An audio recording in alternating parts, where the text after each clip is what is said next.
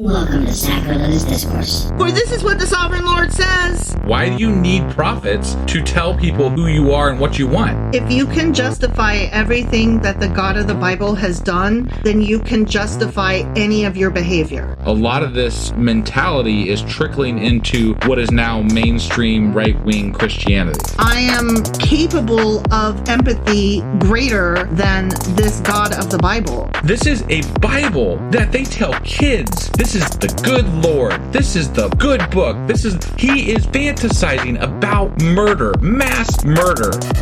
Head over to sacrilegiousdiscourse.com right now to find out how to leave us a review or support us on Patreon.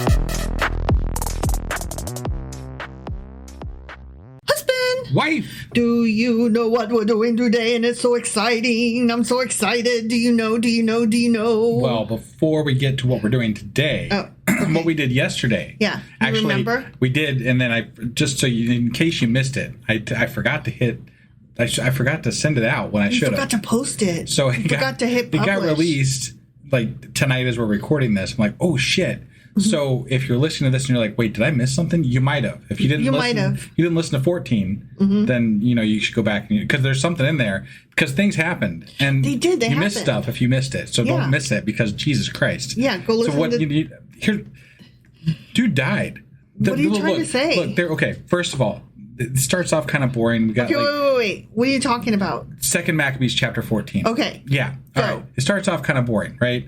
We got who the fuck was it? It was Demetrius sends Nicanor to go deal with Judas, okay? Because Alcimus is like, hey, I suck and I want power, so you should give it to me. And they're like, cool, man, yeah, we're gonna do that. And so Nicanor goes and is like, hey, Judas, and then they become best buddies. Judas, you are too big. Let's be friends instead of me killing you. Yeah, so they become buds. And then Alcimus is like, hey, Demetrius, what the fuck, man? He's being friends with him over there. And then Demetrius is like, that's not cool. And then he's like, hey, you should go kill him and stuff or do whatever. And anyway, long story short, things happen. We get to the end and holy fuck. Oh, yeah. The guy, and I don't want to give spoilers almost. If you missed it, let's just say somebody died in a very horrendous fashion, like beyond awful. It was so ridiculous that as soon as we got done, we ran over to find Kid and we're like, Kid, you got to listen to what happened. And Kid was like, I'm watching videos and you're stopping me to listen to a Bible story. And we're like, no, listen. And we told them the Bible story. And look, I just do a recap and we move on. But since I released this late, I don't want to give it away for anybody that might have missed this and moved on to the latest episode because holy shit. You could just fast forward to the end of the episode and listen to like the last quarter of it. Yeah. And get the gist of it, That guy's death, shit. It came out of nowhere and then it was epic, but it was like, what the fuck? Anyway, that was 2 Maccabees chapter 14. It sure as fuck was. Which means that today... Oh, yeah, back to my excitement. We're ending this whole thing. We're ending all of the Old Testamentalists. Yeah, even the Catholic ones. Yeah, and so what are we doing today? We are reading 2 Maccabees chapter 15. The ultimate. The ultimate, not the penultimate, which was the one that you didn't publish until now. Right. Now, this won't be the last episode before we get to the New Testament. But no, because I will be having a Q&A over chapters 11 through 15, which we need. Right. Because except for that epic death, we kind of don't understand what else was happening. There's a lot of names thrown out and a lot of things like run on set. It was just bad. There was a lot of bad shit. It was so many things happened. It was like they were like, oh, we only have a chapter left. We got to hurry up and wrap this up. Right. Yeah, it was too confusing. So we have that Q&A over the last 5 chapters. Then I want to do a what were the Maccadoodleses in the whole Old Testament like kind of wrap up. Sure. And then I think we'll have like a "You're Always Wrong" episode because that's just good fun. Right, because we do those things. Contradictions. We do contradictions. Yes. Yeah. And then we're going to have an intro to the New Testament. Okay. And I'm very excited about that. Before we get into the episode today, I do want to cover a couple of things because when I mentioned contradictions, it reminded me of something I wanted to mention. So for those You're of going to you, mention a thing. I'm going to mention a thing that I reminded myself of. Yeah. For those of you who haven't been over to our website recently, it's been completely reworked, and there's some really cool features on there now. So like if you go back into our episodes and you click on let's just say Genesis 1 through 3, like our first episode, right? You scroll all the way to the bottom of it. There's going to be contradictions down there that are in that episode from the BibViz project, and I've imported all these things in there to where they correlate to all of our other episodes. So if you click on one of those contradictions, it goes to it, tells you which episodes relate to those contradictions and which ones are yes, which ones are no, or whatever the contradiction is, it tells you where those are. What you're saying is it's way more research friendly and useful for students who are studying this shit. Right. And also we have a science-y like research thing. If you go down to the bottom footer of the page, any page on our website that you should check out. And also you should really go to our 404 page. So if you just go to sacrilegiousdiscourse.com/404, it's like the where this page is missing thing. You should check that out too. Anyway, you just had so much fun putting that one together. I really did. And it's not done. The events page is updated too. And it's very relevant and good. Oh, so, okay, cool. Yeah. Anyway. Yeah, I saw all the updates, and normally I'm like, oh yeah, we do have a website, don't we? And I'm like, you updated it again, go you. And I'm like not enthralled because I don't do that stuff and it's just boring to me. But I have to say, husband put a lot of work into it and it looks really good now. It's very user friendly and it's very useful. So I'm giving it the wife enthusiasm stamp of approval. Thank you. I appreciate that. That being said, are you you ready to get into 2 Maccabees chapter 15 today? Sure as fuck am. Well, let's do it. Okie dokie.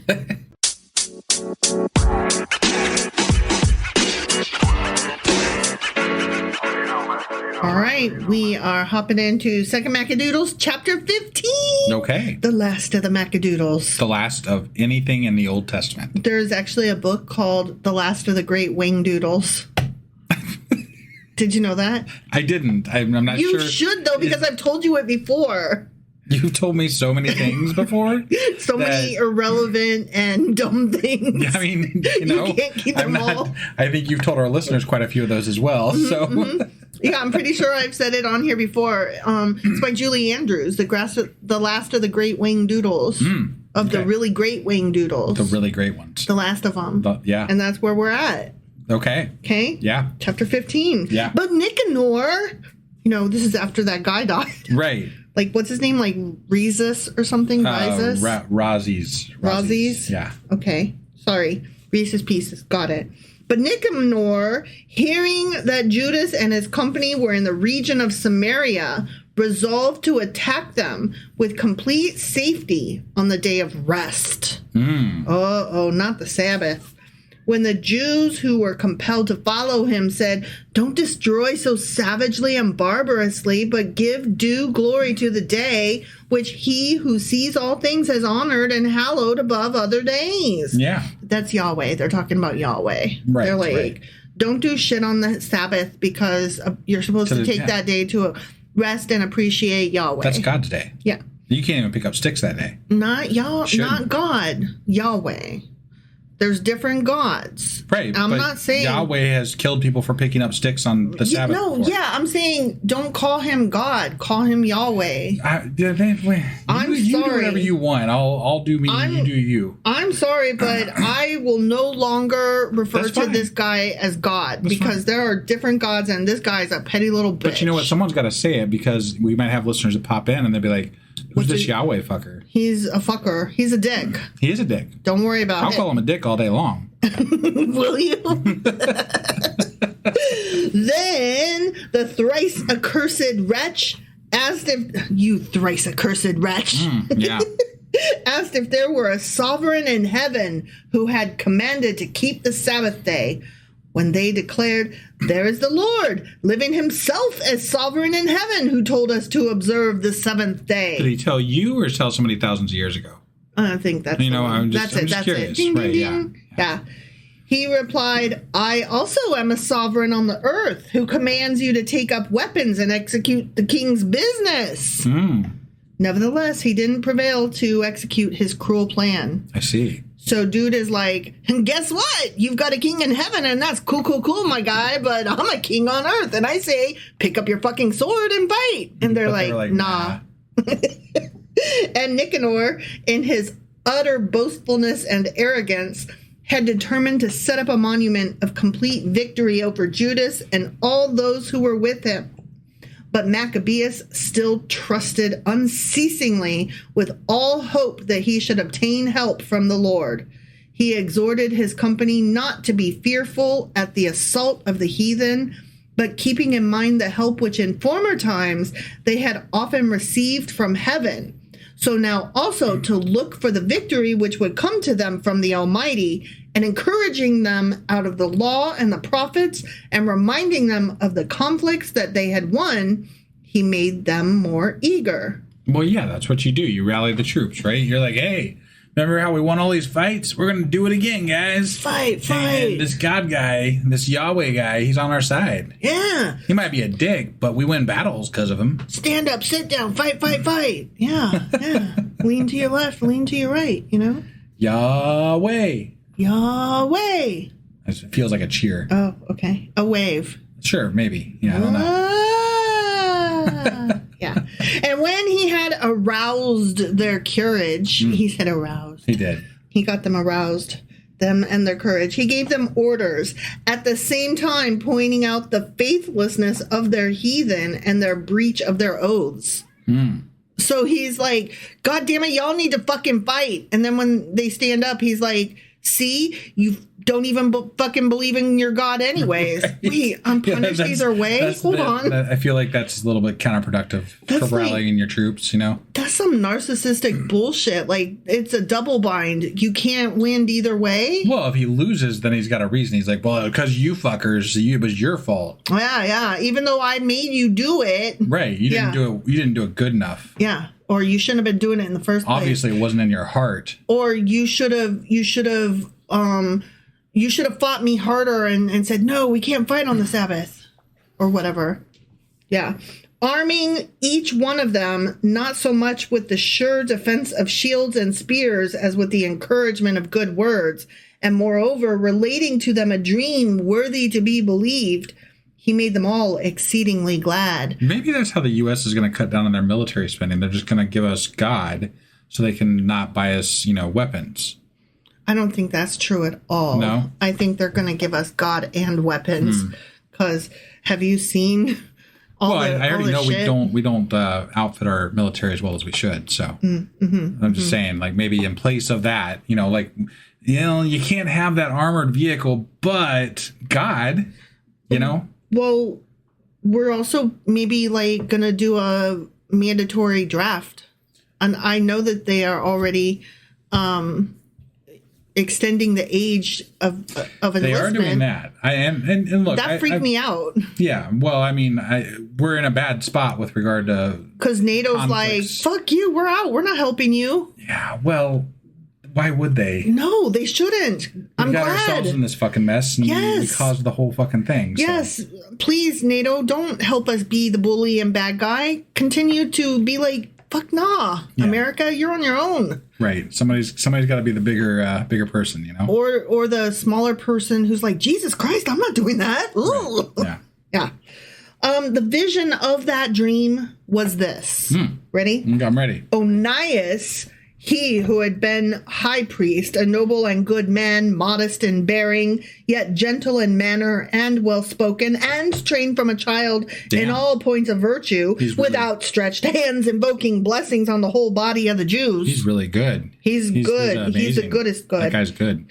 Then he saw a man appear of venerable age and exceeding glory, and the dignity around him was wonderful and most majestic.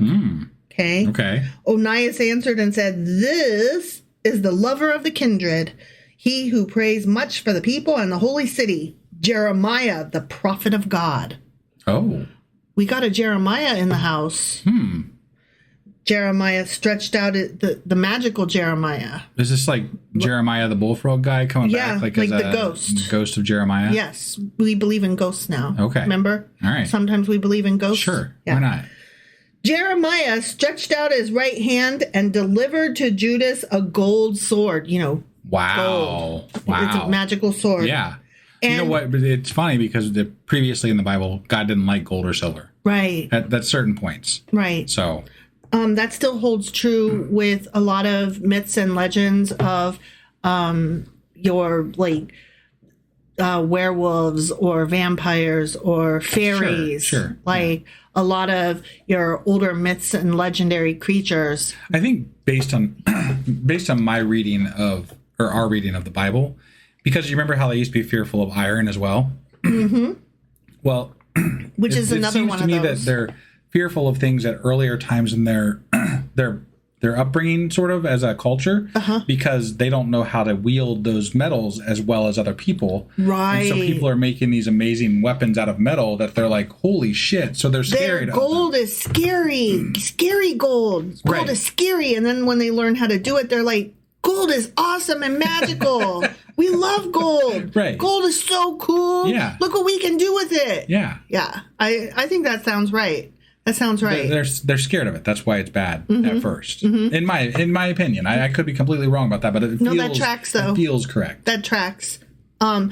They were also afraid, and a lot of myths and legends, again with regarding fairies and vampires, of moving water, fresh moving water. Okay. Like in the movie Sinners, right at the end. The young kid, I forget his name, but he's the one who was the singer who invited accidentally by being such a good guitar player and singer. Spoiler alerts. Anyway, yeah, he jumps into the water and the Remick, the main vampire guy, doesn't quite get him. Right. He kind of slows down a minute. Yeah. And it's believed that it's because he jumped in moving water. And vampires are ixnay on the moving water. Okay. Yeah. I don't know if you knew that. I didn't know that. I knew garlic and sunlight. That's garlic and sunlight. And also, you have to be invited in. Right. And apparently, there's a whole bunch of people out there who don't know vampire lore and didn't know that that's a common theme in vampire. Did you not ever read Interview with the Vampire or watch any single episode of Buffy ever? What? I mean, I could see that being the case for somebody. I don't understand that person. We don't have very much in common, I do declare. I'm just saying. Stop shaking your head at me. No, you're right. You're right. Maybe they grew up differently from me. Yeah. I love me a good vampire movie. Right. Blade was so bloody, but so good. Well, let's be honest. A lot of people that are listening are they might be. Yeah, they might be deconverting. Would have maybe not even been allowed to. That's true. Yeah. Oh my gosh, my mind has been stretched today. I apologize for being so elitist and snobby with regard to your knowledge of vampire lore. Yeah. So, just so you know, it's common. Vampires need to be invited in. There you go. Sorry. Yeah. Also, I have feelings about vampires. Wife does have feelings about vampires. And zombies. Oh my God. I love zombies books. I'm iffy on zombie movies because they're too scary for me. Zombie games and zombie shows, they're too scary, but I love zombie books and zombie comics. Right. Ooh, but they're so scary. It's like a love-hate thing. They're scary. They chase you. Yeah. They chase you and they get you. Do you remember when we went to Peoria, Illinois that one time? Oh my God, that was terrifying. That was terrifying. We went to Peoria, Illinois for... my son was at a karate, a national karate tournament thing. Right. And so, we don't just travel around. We're not just people who travel randomly to weird cities like Peoria. I mean. And so there we are in Peoria and. Little known fact, that's where fluoride was invented. Oh, yeah, I forgot about that. That's the first time they put it in the public water. Sorry. So we're walking around the streets of Peoria and we're like, so this is Peoria. Huh. And the whole place is a fucking vibe, and it's not a good one. At least our experience that night was not. First, it was daytime. It was daytime, but we kept like. And we did walk after it was dark as well. But remember, there was like nobody there. Like the streets were empty. They were. And the karate tournament was not that The few big. people we did see did look a little bit like zombies. They did. It was creepy. And also the scariest part, we saw like a whole crowd down at like the pier. Yeah. Along the lake or whatever. Sure. And we're like, what's happening down there? And I think it was a river, but regardless. whatever. Yeah. Water. Right. Water again.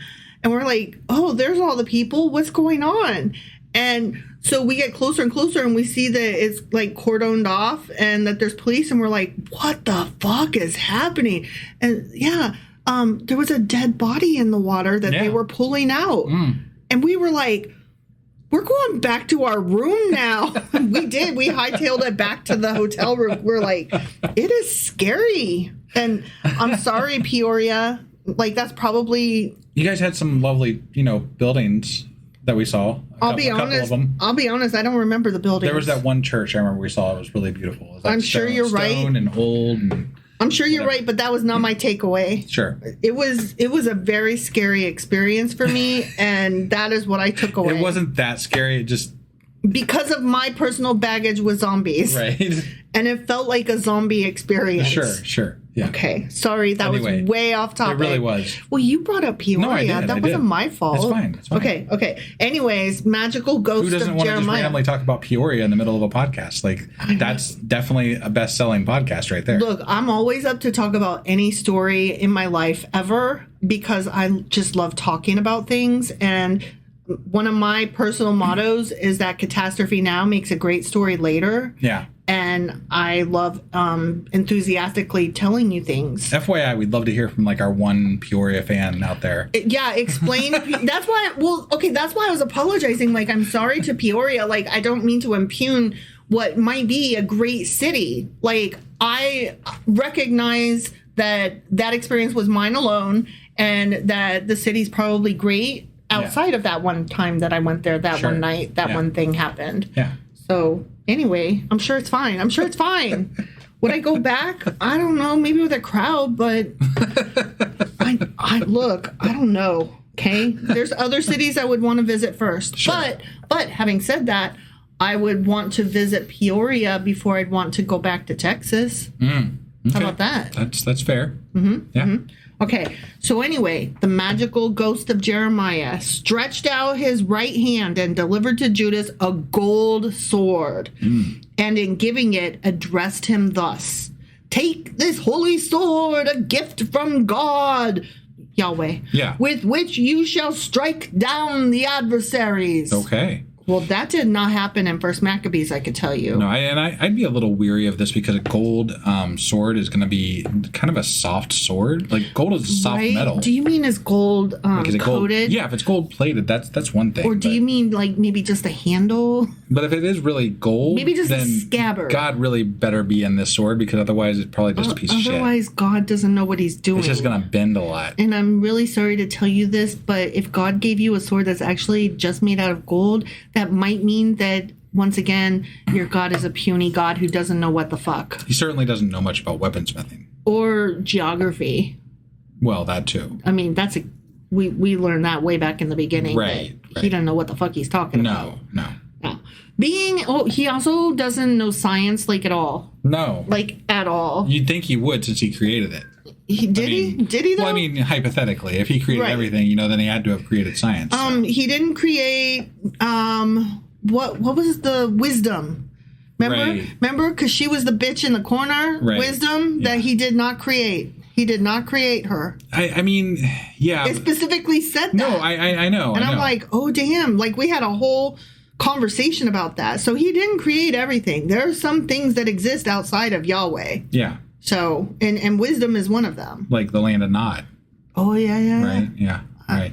I don't know if he created that or not. I didn't specifically say. Didn't seem like he did, but I mean, whatever. He's like, go over there, get out of here. It's very touch and go as to what he did and what he didn't do. I don't think he did a lot. I think he was just a little local deity guy. Right, who got blown out of proportion. Yeah. Fucking Christians. Being encouraged by the words of Judas, which were noble and effective. and able to incite to virtue and to stir the souls of the young to manly courage.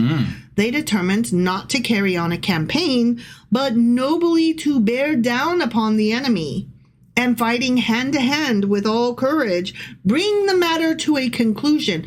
Well, if they're fighting hand to hand, what does he need a golden sword or a sword of anything for that matter? Well, I mean, hand-to-hand combat, I think, usually does entail weapons that you hold in your hand as well. I think that's false. I think hand-to-hand combat means weaponless. When you say hand-to-hand combat, that usually means just like boxing and punching and stuff, or like wrestling.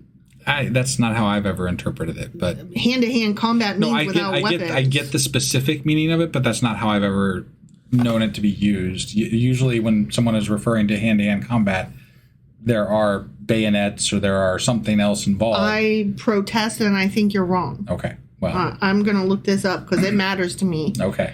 Hand-to-hand combat. Make a note. Okay. Courage, blah, blah, blah. Courage. Because the city, the sanctuary, and the temple were in danger. For their fear for wives and children, and furthermore for family and relatives, was less important to them.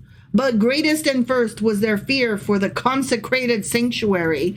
I mean, look, basically what's happening here is they're like, I mean, I hope my wife makes it, but goddamn, this temple better last. If I gotta pick one or the other, I will fuck this couch in this temple all day, said J.D. Vance. Right. Allegedly. Allegedly. Just for the record, hand-to-hand combat.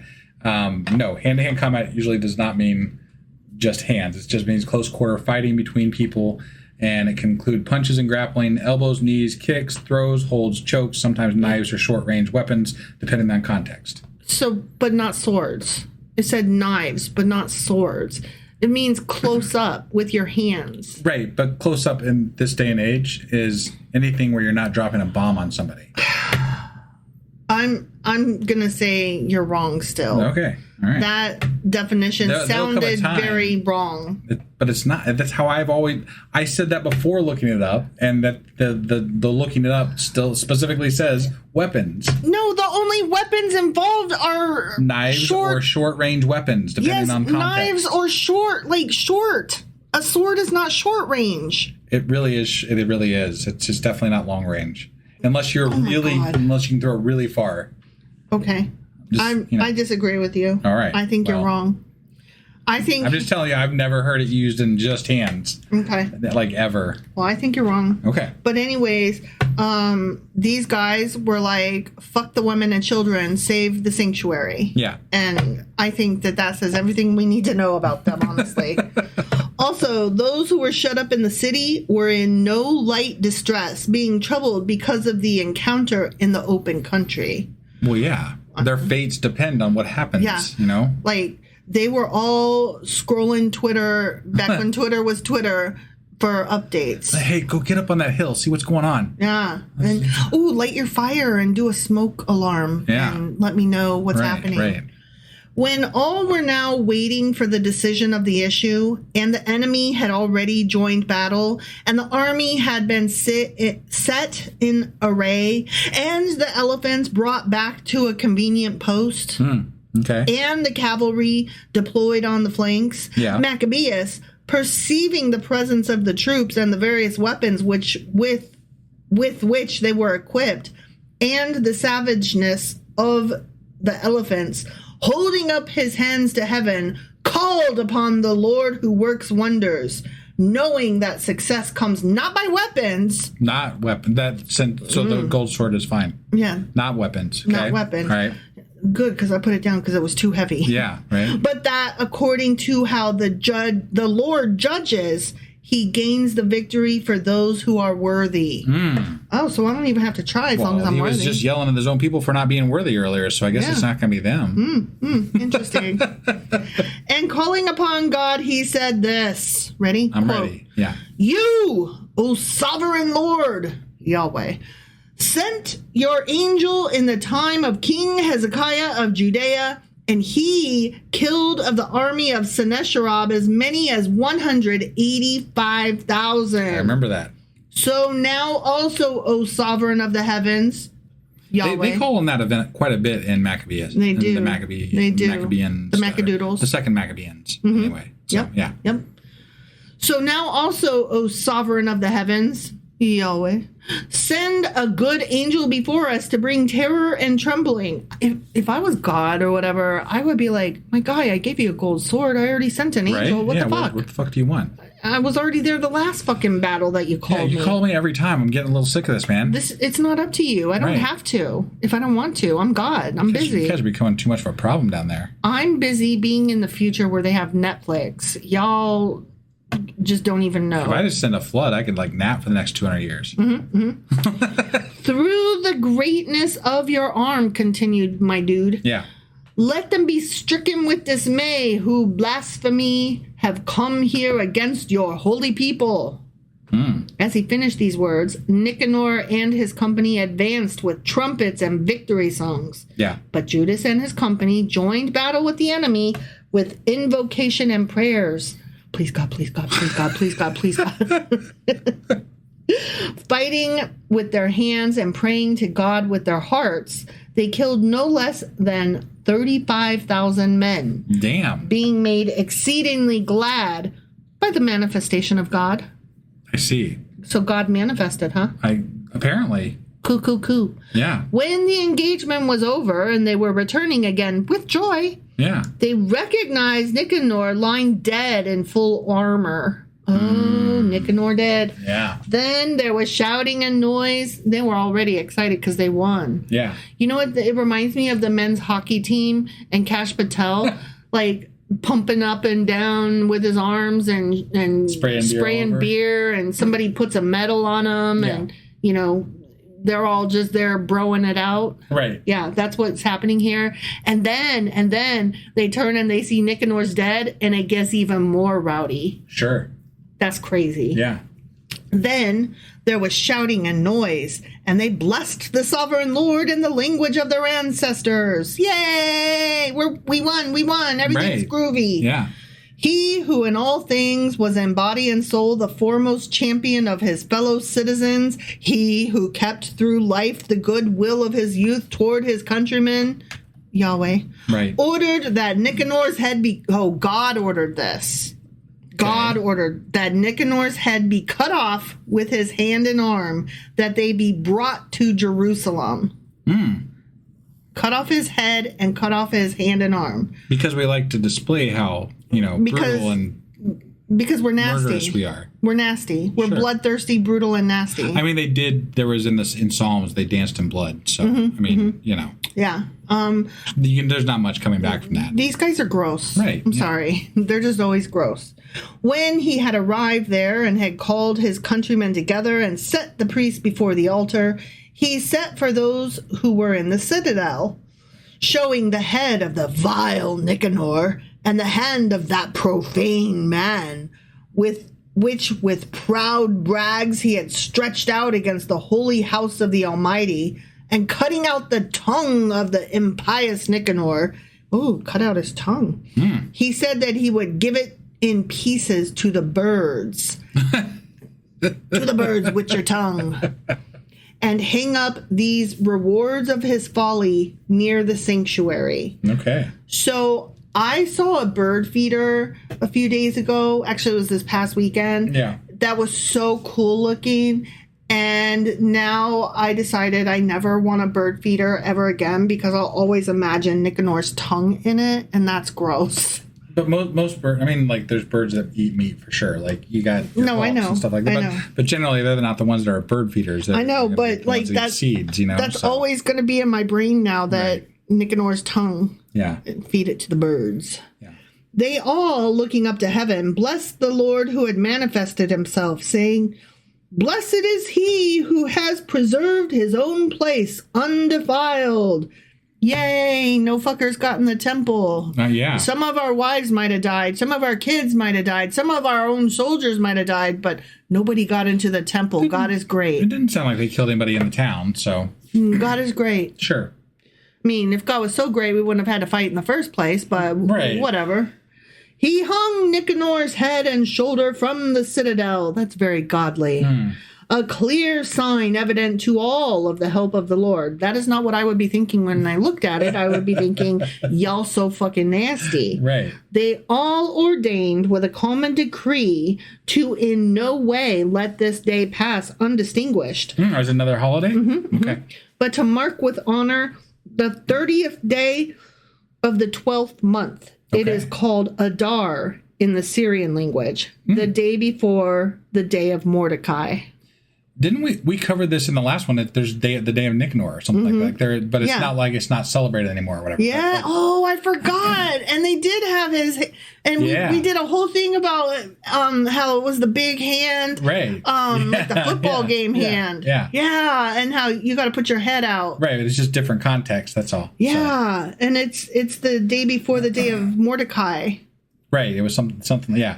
But that you could use a calendar and you could figure out what day it is every year. Yeah.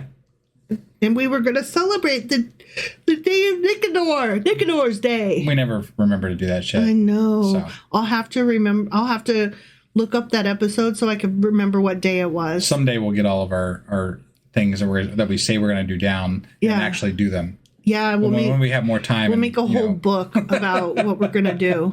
Yeah. This, then, having been the account of the attempt of Nicanor, and the city having from those times been held by the Hebrews, I also will here make an end of my book. Oh. Whoever I am. Right. Yeah. Whose book is this? Suddenly we're in first person. Right. Yeah. I am writing this shit down. I the God, author. I who? If I have written well and to the point in my story, this is what I myself have desired. But if it's poorly done and mediocre, this is the best I could do. That's literally what it says. For as it is distasteful to drink wine alone, and likewise to drink water alone, while the mingling of wine with water at once gives full pleasantness to the flavor, so also the fashioning of the language delights the ears of those who read the story. Here is the end. The end. That's such a weird way to end. I hope I did it good, book. but if I didn't, well, Who the fuck ever. I'm really curious who wrote this book. Like that needs to be part of our research. All I need to know is that whenever I do write a book someday, this will be the end. This having then been blah, blah, blah, blah, blah. And if it is poorly done and mediocre, this is the best I could do. I did the best I could, you fucks. Fuck your good readings rating. Either it's specifically God saying that, or literally it's admitting humans wrote parts of biblical texts. Well, yeah. Well, no, I'm like, people love to say that everything in the Bible is God's word, and then even Catholics will say that, you know, like obviously that is not God. And if it is, he's very wishy-washy about what he I just hope wrote. it was good, but maybe it wasn't. Fuck off. If you didn't like it, you're welcome to try you go start your own blog. You go write a Bible. Jesus. Christians were like, bet. and then the Mormons were like, challenge accepted.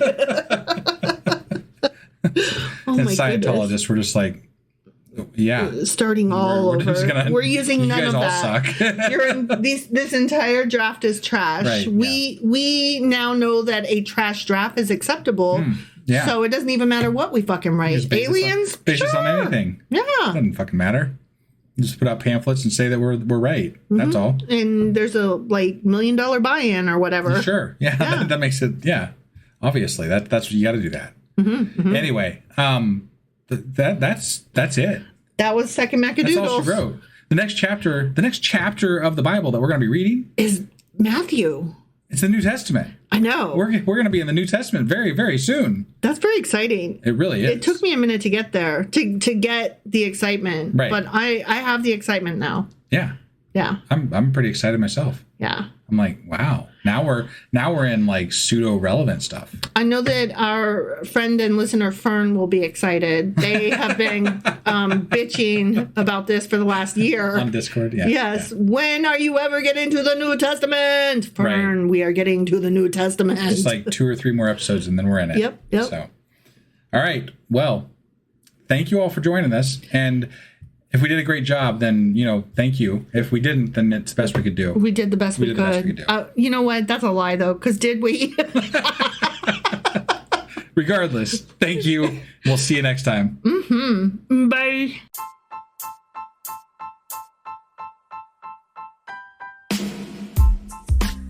Hey, wife, I guess that's the end?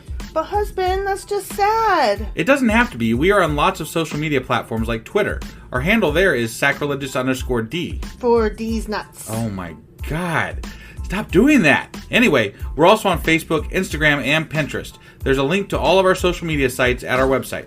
Ooh, we have a website? Yeah, it's sacrilegiousdiscourse.com, where you can also find a link to our merch shop. We have a merch shop? Yep, we have podcast-themed clothing, mugs, notebooks, and more, as well as an atheist and science-themed products. Wow, our fans should really go check that out right now. Definitely. They can get in touch with us by sending an email to sacrilegiousdiscourse@gmail.com. But before they do that, we could really use some help. Oh yeah? With what? Well, it's not free running the podcast, and we need some financial support in order to get better equipment, which will free up time so we can concentrate on our podcast and our fans. Okay, so what should they do? Head over to patreon.com/sacrilegiousdiscourse and sign up as a contributor on our podcast. Supporters there receive additional bi-weekly episodes that we record just for our Patreon members for as little as $2 a month. Also, we'd really appreciate it if you would like and subscribe on whatever platform you're using. And Apple Podcast reviews help us out tremendously. Like and subscribe, leave an Apple review, join us on Twitter, support us on Patreon. That's a lot of instructions. Don't forget to say thanks. Thanks. Okay, bye.